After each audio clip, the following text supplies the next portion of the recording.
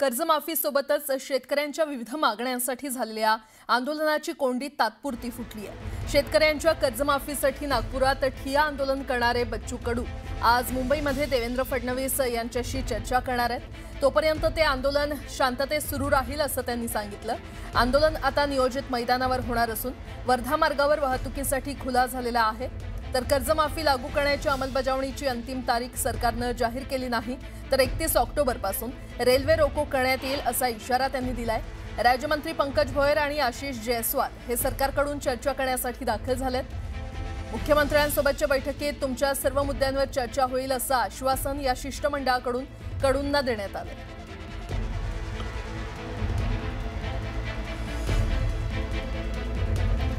दरम्यान शेतकऱ्यांच्या संपूर्ण कर्जमाफीच्या मागणीसाठी बच्चू कडूंनी महाएल्गार पुकारला आणि याच महाएल्गारला साथ देत हजारो शेतकरी नागपुरात दाखल झाले। कर्जमाफीची मागणी करत या शेतकऱ्यांनी नागपूरमध्ये चक्का जाम केला, रेल्वे रोखल्या। शेतकऱ्यांच्या या आक्रमक आंदोलनामुळे नागपूर जाम झालं होतं।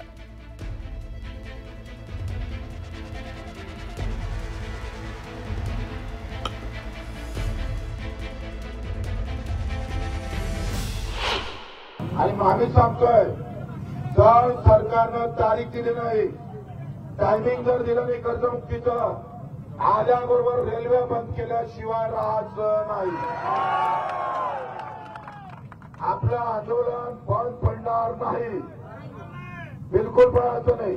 तुम्ही घरी जायचं नाहीये, आम्ही आज चाललो नाहीये, अजून निर्णय आपण केलेला नाहीये। घेतला का निर्णय आपण? तर कर्जमाफीच्या मुद्द्यावर बच्चू कडू आक्रमक झालेले आहेत। आज बच्चू कडू आणि मुख्यमंत्री देवेंद्र फडणवीस यांची भेट होणार आहे, चर्चा होणार आहे। त्यामुळे चर्चेअंती नेमकं काय होतं हे पाहणं महत्त्वाचं ठरणार आहे। बच्चू कडू आज मुंबईमध्ये मुख्यमंत्री देवेंद्र फडणवीस यांच्यासोबत चर्चा करणार आहेत। दरम्यान बच्चू कडूंच्या आंदोलनाला चोपडा तालुक्यातील शेतकऱ्यांनी पाठिंबा दिलाय। शेतकऱ्यांची कर्जमाफी करावी या मागणीसाठी माजी राज्यमंत्री बच्चू कडू यांनी आंदोलन सुरू केलंय। राज्यभरातील शेतकऱ्यांचा आता बच्चू कडू यांना पाठिंबा मिळत असल्याचं पाहायला मिळतंय। चोपडा शहरातले किंवा चोपडा तालुक्यातले शेतकरी देखील बच्चू कडूंना पाठिंबा देण्यासाठी आले। शेतकऱ्यांची कर्जमाफी करावी या मागणीसाठी बच्चू कडू यांनी हे आंदोलन सुरू केलेलं आहे। आज ते मुख्यमंत्री देवेंद्र फडणवीस यांच्यासोबत चर्चा करणार आहेत।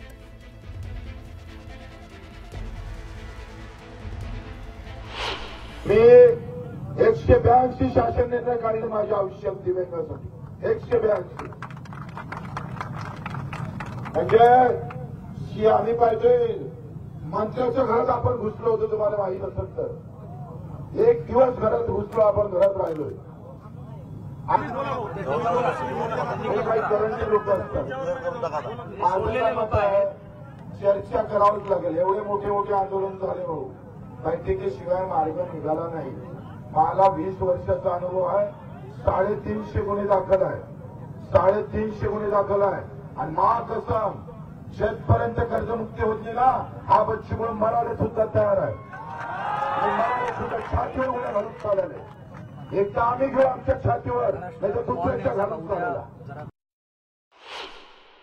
आता महाराष्ट्रातली परिस्थिती इतकी भयानक आहे की शेतकऱ्यांची अवस्था ही बद से बदतर झालेली आहे।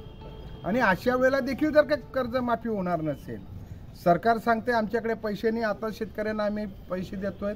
बच्चू भाऊंनी मार्ग सांगितला आहे ना, तुम्ही आज GR काढा, एप्रिलमध्ये पैसे द्या शेतकऱ्यांना, जेव्हा तुमच्याकडे पैसे येतील। ते आज पैसे मागतच नाही, पण आज जाहीर करून GR काढून मोकळं करा।